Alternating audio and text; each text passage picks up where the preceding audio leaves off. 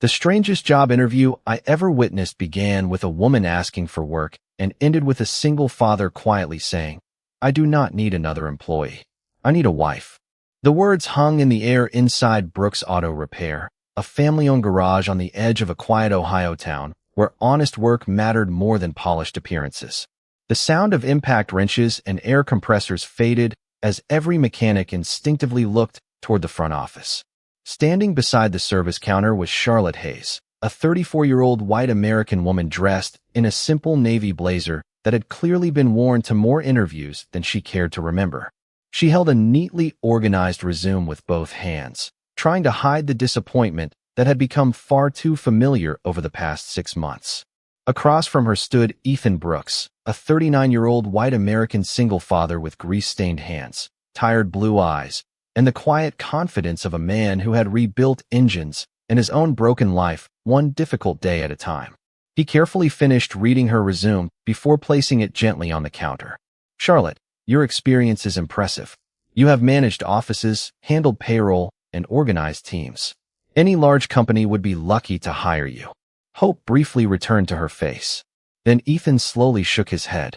"But I cannot hire you."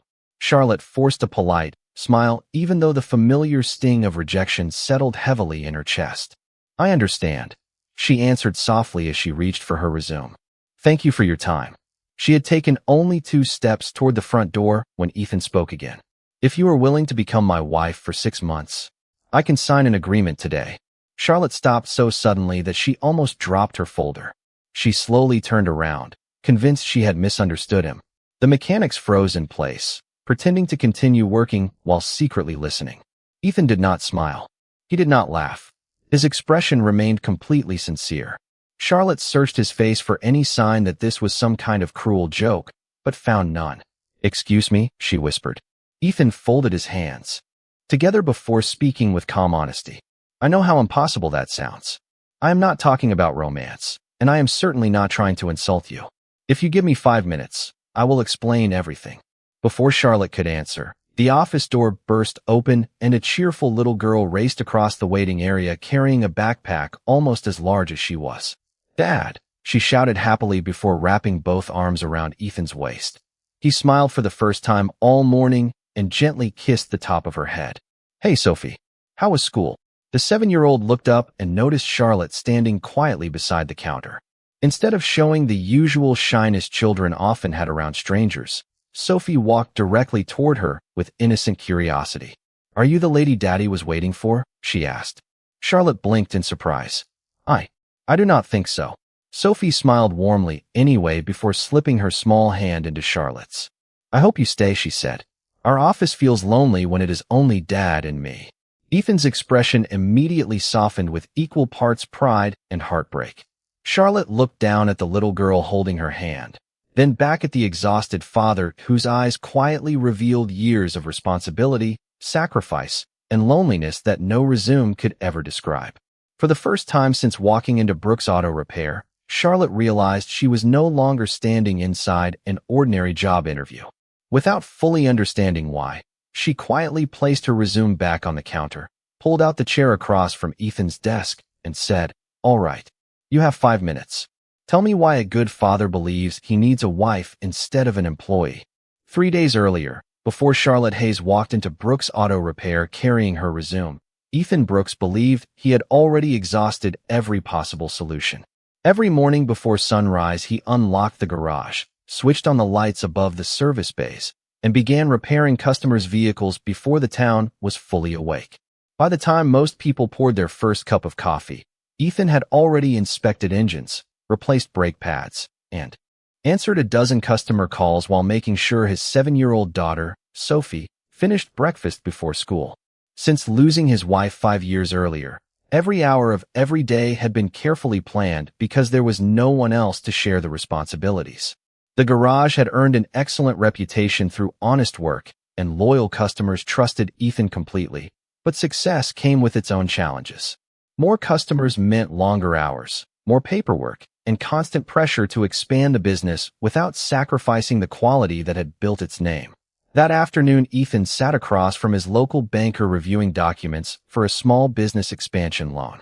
He wanted to add 2 more service bays and hire another mechanic because appointments were booked nearly 3 weeks in advance. The loan officer smiled politely before explaining that the financing itself was not the problem. The concern was sustainability. A business built entirely around one person became vulnerable if that person became unavailable. The officer suggested that having a stable household partner involved in the business would strengthen both operational confidence and long-term planning.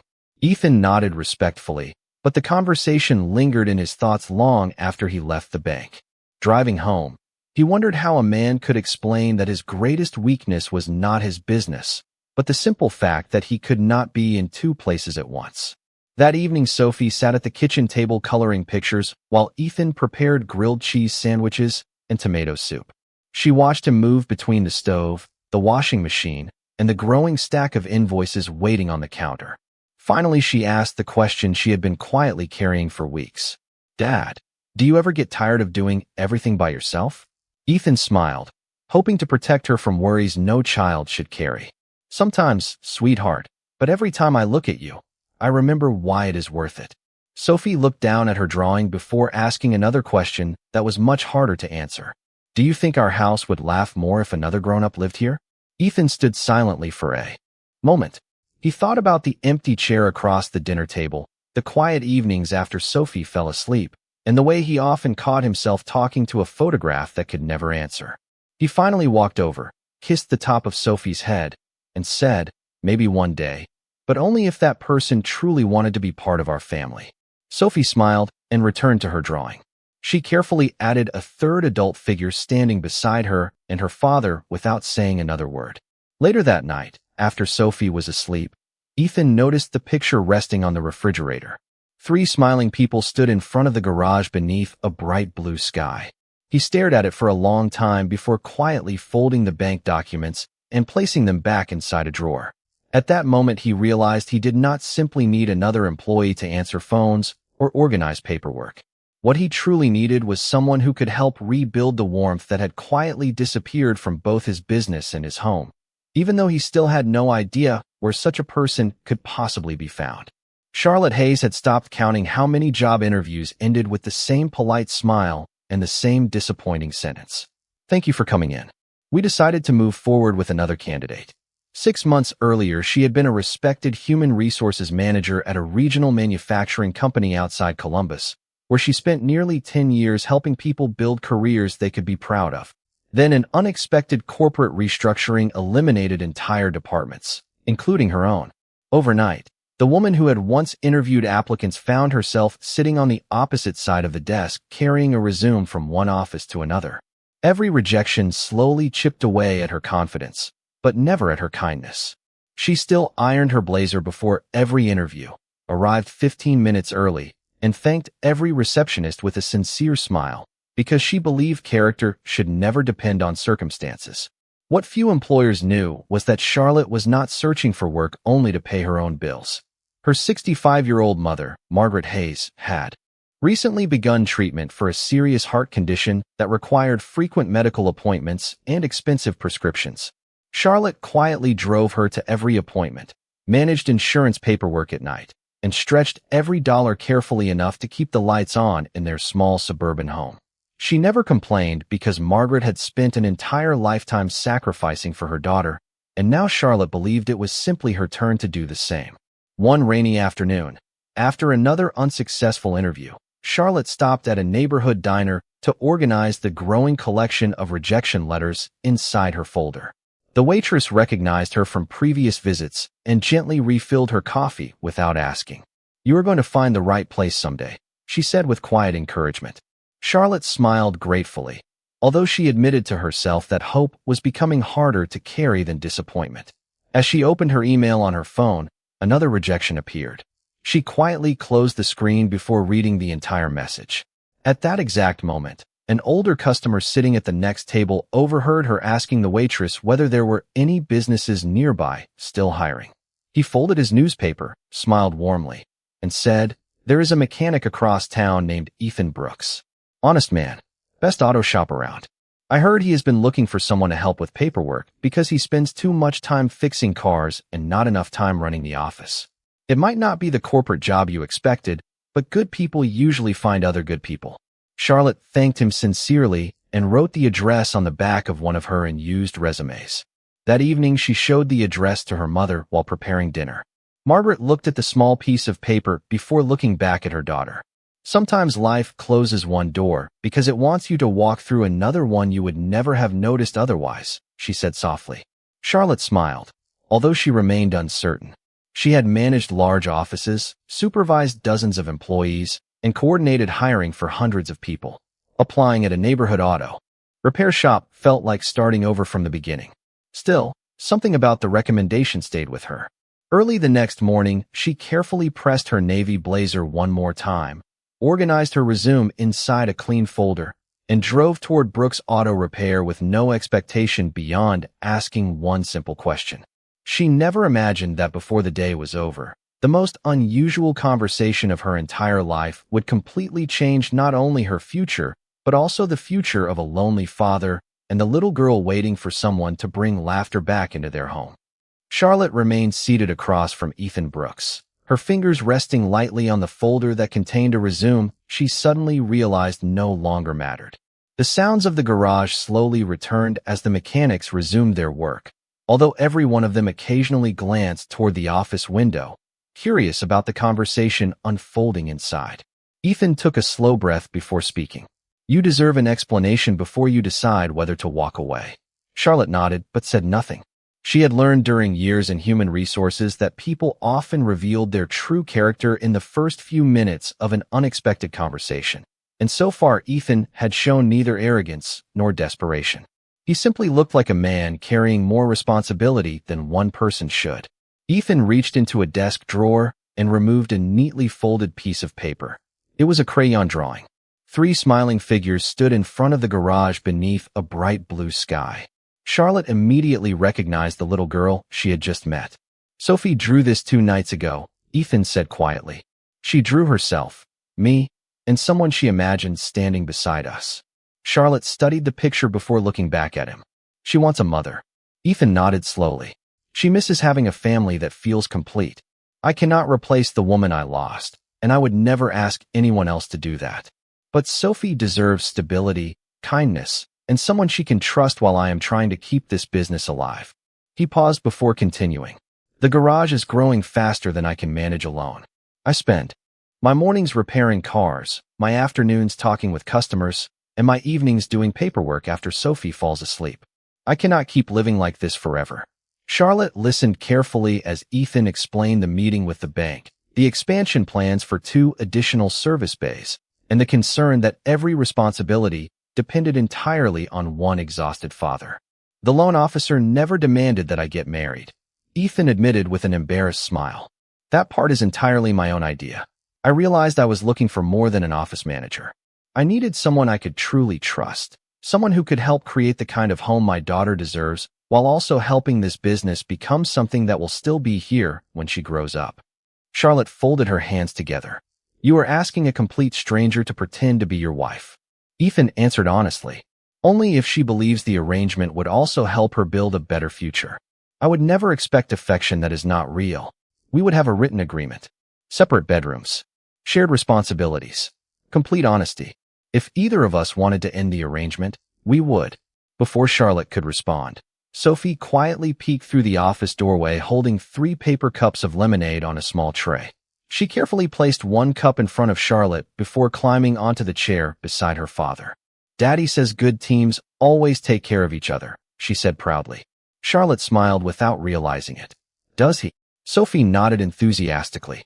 "He fixes everybody's cars, and everybody fixes our bad days." Ethan laughed softly, slightly embarrassed by his daughter's innocent wisdom. Charlotte looked around the modest office, the family photographs on the shelf, the handwritten thank you cards from longtime customers, and the little girl happily sipping lemonade beside her father. This was nothing like the polished corporate world she had spent years navigating. It was imperfect, busy, and undeniably genuine. For reasons she could not yet explain, the impossible proposal no longer sounded quite as impossible as it had only a few minutes earlier. Charlotte looked at Ethan for several quiet seconds before finally breaking the silence. "If I even consider this, There have to be rules, she said calmly. Ethan nodded almost immediately. I was hoping you would say that. She leaned forward slightly, the confidence that had once made her an excellent human resources manager beginning to return. First, honesty. No lies between us, even if we have to simplify the truth for other people. Second, respect. We are partners in an agreement, nothing more. Third, Sophie always comes first.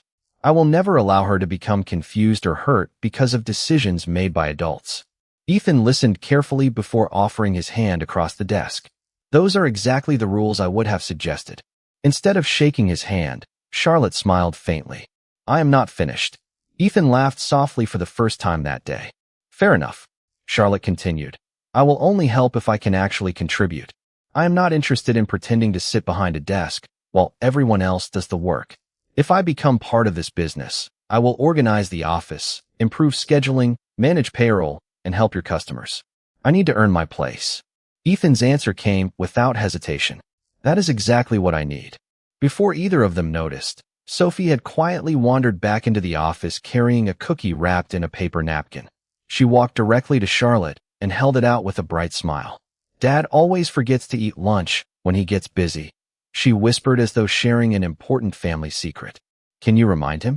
Charlotte accepted the cookie with a gentle smile. I think I can do that. Sophie grinned with obvious satisfaction before running back toward the waiting area to finish coloring at a small children's table that Ethan had built himself from leftover wood. Charlotte watched the little girl for a moment before turning back to Ethan. She trusts people very quickly. Ethan's smile became more thoughtful. Only people who make her feel safe. She has always been a better judge of character than I am. Charlotte lowered her eyes for a moment. No employer had asked about her ideas in months. No interviewer had spoken to her as an equal. Yet this mechanic with tired hands had spent the last half hour listening to every word she said as though her opinion genuinely mattered. Ethan opened a folder and slid several neatly typed pages across the desk. I wrote this last night. It is only a draft. Read every line. Change anything you think is unfair. If you decide to walk away after reading it, I will completely understand. Charlotte scanned the pages. The agreement included reasonable financial compensation, clear responsibilities, complete freedom to end the arrangement with written notice, and one sentence that unexpectedly caught her attention. Sophie will never be asked to call Charlotte her mother unless that choice comes naturally from Sophie herself. Charlotte slowly looked up from the document. You actually thought about that? Ethan nodded. Children should never be pressured into feelings they have not had time to grow. Charlotte closed the folder carefully. The proposal was still unconventional, perhaps even unbelievable, but the man sitting across from her had removed every trace of manipulation she expected to find. As the afternoon sunlight streamed through the office windows, illuminating decades of family photographs and customer appreciation plaques, Charlotte quietly realized she was no longer deciding whether to accept an unusual agreement. She was deciding whether to take a chance on two lonely people who had somehow made her feel more welcome in a single hour than the corporate world had made her feel in the previous 6 months. Charlotte asked if she could take the agreement home overnight before making her decision, and Ethan agreed without the slightest hesitation. You should never feel rushed into something this important, he said as he walked her toward the front door. Whether your answer is yes or no, thank you for listening. Charlotte appreciated that answer more than he realized. Most people who wanted something from her had always tried to create pressure, deadlines, or guilt.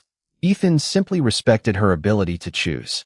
As she reached her car, Sophie hurried outside holding a folded piece of paper decorated with colorful stars. Wait, the little girl called. Charlotte knelt beside her just as Sophie carefully placed the drawing into her hands. This is for you, Sophie said shyly. You can look at it later. Charlotte smiled warmly. Thank you, Sophie. On the drive home, curiosity finally convinced her to unfold the paper while waiting at a red light. It showed the same little garage she had visited that afternoon, but this time there were 3 smiling people standing together beside the open service bay. Above them, written in careful 7-year-old handwriting, were the words, "Good teams always stay together." Charlotte quietly folded the drawing again, suddenly realizing that this decision would affect far more than 2 adults. That evening she sat with her mother, Margaret Hayes, at the small kitchen table where they had shared countless dinners through both good times and difficult ones. Charlotte explained everything from the unusual proposal to the written agreement and Sophie's innocent kindness. Margaret listened without interrupting until the entire story had been told. Finally, she asked only one question. When you looked into Ethan's eyes, did you feel afraid or did you feel respected? Charlotte answered almost immediately. Respected. Margaret nodded slowly. That is not something to dismiss lightly. Charlotte sighed. It still sounds unbelievable. People do not usually solve problems this way. Her mother smiled gently. Life rarely gives us ordinary opportunities when we need extraordinary change. Later that night, unable to sleep, Charlotte read every page of Ethan's agreement again. She noticed details she had missed earlier. There were no unreasonable demands, no attempts to control her personal life, and no hidden financial advantage for Ethan beyond the practical stability they had already discussed. One handwritten sentence in the margin caught her attention. If this arrangement ever makes Charlotte uncomfortable or unhappy, it ends immediately with my gratitude and respect. Ethan Brooks. Charlotte stared at the signature for several moments before quietly closing the folder. The following morning, she returned to Brooks Auto Repair just after 8 o'clock. Ethan was already underneath a pickup truck while one of his mechanics handled the front counter. Sophie sat at a small desk in the office finishing summer reading assignments before her father drove her to a community day program. When Sophie looked up and saw Charlotte walking through the front door, her face immediately brightened. "Dad," she called excitedly. She came back. Ethan rolled out from beneath the truck, wiped his hands with a clean shop towel, and walked toward the office without assuming anything. "Good morning," he said with his usual calm smile. Charlotte placed the signed agreement on his desk. "I made one change," she said. Ethan looked slightly concerned. "What did you change?" Charlotte smiled for the first time since they had met. "I added one more rule." Ethan opened the final page and read the handwritten sentence at the bottom. "We solve every problem by talking before making assumptions." He looked up, and without saying a word, he understood that she had just accepted far more than a simple agreement. She had chosen to believe that trust could be built one honest conversation at a time. The following week settled into a rhythm that surprised everyone, including Ethan and Charlotte themselves. Every morning, Charlotte arrived before the first customer, unlocked the front office, organized repair schedules, returned phone calls, and greeted every visitor with the same warmth that had once made employees trust her in the corporate world. Within days, the waiting area looked different.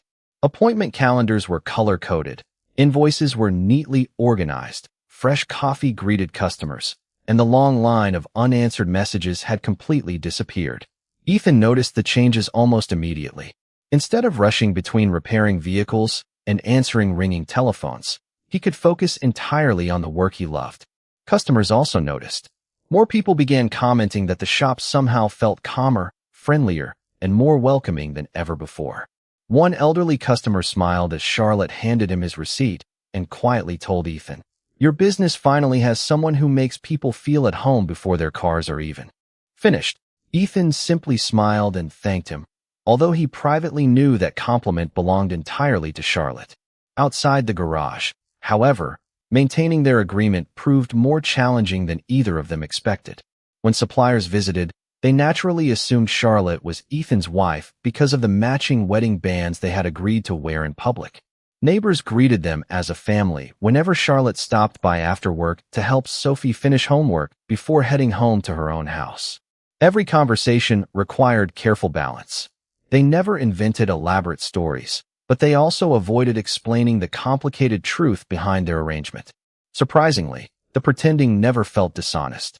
It simply felt peaceful. Sophie adjusted more naturally than either adult anticipated. Every afternoon, she rushed into the office after her community program, eager to show Charlotte a spelling test, a drawing, or another chapter from the book she was reading. Charlotte never tried to replace anyone in Sophie's heart. She simply listened, encouraged, and celebrated every small victory. One evening, while Ethan finished replacing the transmission in a customer's truck, Charlotte helped Sophie build a model of the solar system for school. When Ethan finally walked into the office covered with another day's worth of grease and dust, he stopped in the doorway without saying a word. Sophie was laughing so hard that she nearly dropped the foam planets while Charlotte patiently helped her glue Saturn's rings into place. The sound filled the office with a warmth Ethan had not heard in years. Sophie looked up first. "Dad, Charlotte says Jupiter is so big that more than 1,000 Earths could fit inside it." Ethan smiled. "Then I guess I picked the smartest teacher in town." Charlotte laughed softly. "I only read the instruction booklet." Sophie shook her head. "No, you explained it better." Later that evening, after Sophie had fallen asleep during the drive home, Ethan carried her carefully inside and tucked her into bed. As he quietly closed her bedroom door, he noticed another drawing resting on the nightstand. This one showed 3 people sitting around a dinner table sharing a meal. There were no labels beneath the figures this time because none were needed. Ethan gently placed the drawing back where he found it and walked into the kitchen, where Charlotte was washing the dishes they had used after dinner. For several silent moments they worked side by side without speaking. Finally, Ethan broke the silence. "I thought this arrangement would make life less complicated," he admitted with a thoughtful smile. Charlotte dried her hands with a towel and looked toward the hallway where Sophie slept peacefully. "Instead," she answered quietly, "it is beginning to feel like something neither of us planned for." Neither of them realized that the greatest test of their agreement was still waiting just around the corner, and it would force both of them to discover whether what they had built was only an arrangement or the beginning of a real family. Nearly 4 months passed, and the agreement quietly transformed the lives of everyone involved in ways no contract could ever predict. Brooks Auto Repair had become one of the busiest independent garages in the county, not because Ethan worked longer hours, but because he finally had the freedom to focus on what he did best while Charlotte brought order, efficiency, and genuine hospitality to every customer who walked through the front door. The business expansion loan was approved. Construction began on 2 additional service bays, and for the first time in years Ethan allowed himself to imagine a future that was built on more than simply surviving one day at a time. Yet the greatest change had nothing to do with business. It happened during ordinary moments that neither Ethan nor Charlotte noticed until they looked back. Saturday breakfasts became family traditions. School projects were completed around the kitchen table. Sophie insisted that every Friday evening should end with homemade pizza and a board game, claiming that nobody was allowed to answer work calls after 6 o'clock because families deserved evenings together. Ethan found himself laughing more often than he had since losing his wife, while Charlotte realized she no longer felt like a guest whenever she stepped inside the house. Then, just as life finally seemed stable, an unexpected letter arrived from the bank requesting a routine follow-up meeting to review the expansion project and verify updated household and business information. Ethan read the notice twice before quietly placing it on the kitchen counter. Charlotte immediately sensed the concern on his face. "What is wrong?" she asked. Ethan handed her the letter without speaking. After reading it, she understood why he looked uneasy. During the meeting, they would almost certainly be asked questions about their household, long-term financial plans, and the role each of them intended to play in the future of the business. Nothing in the letter accused them of doing anything improper, but both of them understood that answering honestly would reveal that their marriage existed only because of an agreement that had originally been temporary. That evening, neither of them had much appetite for dinner. Sophie noticed the unusual silence almost immediately. "Did something bad happen at the garage?" she asked softly. Ethan forced a reassuring smile. "Nothing you need to worry about, sweetheart." Sophie looked from her father to Charlotte before quietly saying, "When people stop talking, that is usually when they start worrying." Her innocent observation filled the room with uncomfortable honesty. After Sophie went to bed, Charlotte sat on the back porch while the late summer sunset painted the sky with shades of orange and gold. Ethan joined her carrying 2 mugs of hot tea. For several minutes, they simply watched the evening settle over the neighborhood. Finally, Charlotte spoke. "Maybe this is where our agreement ends." Ethan lowered his eyes without answering. "If the truth causes problems for your business, I will leave before the meeting," she continued gently.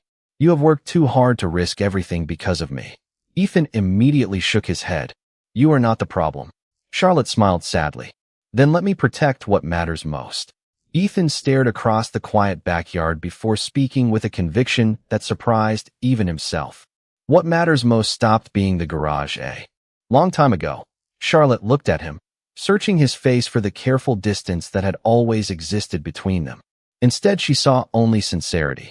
Neither of them noticed Sophie standing quietly behind the screen door, holding the family drawing she had made months earlier, listening just long enough to realize that the people she loved most were once again preparing to let each other go for all the wrong reasons.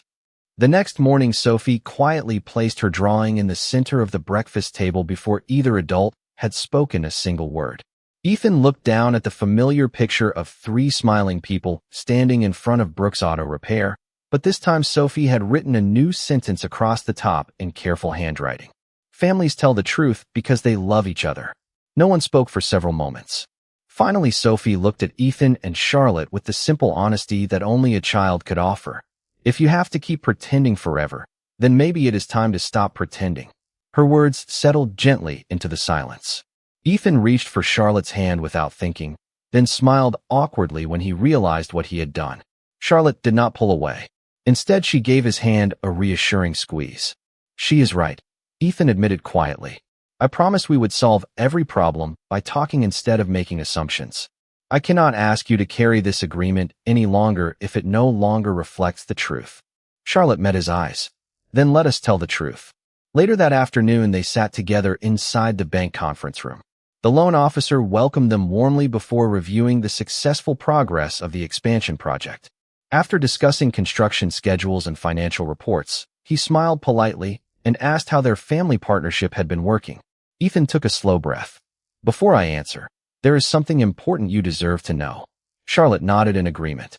Ethan explained how their relationship had begun as a written arrangement between two people trying to solve different problems with honesty and respect. He admitted that what had started as a practical decision had gradually become something neither of them expected. The loan officer listened carefully without interrupting. When Ethan finished, the room remained quiet for a moment before the officer smiled. Mr. Brooks, the loan was approved because your business is financially responsible and because your leadership earned this community's trust. Your personal story is unusual, but your integrity is exactly what every lender hopes to find. Thank you for telling the truth. Ethan felt a weight disappear from his shoulders. Outside the bank, Charlotte laughed softly for what felt like the first time in days. We worried ourselves for nothing. Ethan looked at her with complete certainty. Not for nothing. Without this moment, I might never have said what I should have told you weeks ago. He reached into his jacket pocket and carefully unfolded Sophie's drawing. This little picture reminded me that the family I have been searching for has been standing beside me all along. Charlotte felt tears gather in her eyes as Ethan continued. Charlotte Hayes, I no longer need a partner because of paperwork, business, or responsibility. I love the way you care for Sophie, the way you believe in people, and the way you made both my garage and my home feel alive again. If you are willing, I would like to spend the rest of my life earning the right to call you my wife. Charlotte smiled through happy tears before answering the only way her heart allowed. Yes, but this time there will not be an expiration date. 1 year later, Brooks Auto Repair celebrated the opening of its newest service building with customers, neighbors, friends, and employees filling every corner of the property. Charlotte managed the office with effortless confidence while Ethan welcomed guests with the quiet pride of a man who had finally found the future he thought he had lost forever. Sophie stood beside the entrance wearing a bright smile as she pointed toward a framed drawing hanging on the office wall. It was the very first picture she had made of three people standing together in front of the garage. A customer smiled and asked, "Is that your family?" Sophie beamed with unmistakable joy. "Yes," she answered. "It always was. They just needed a little more time to realize it."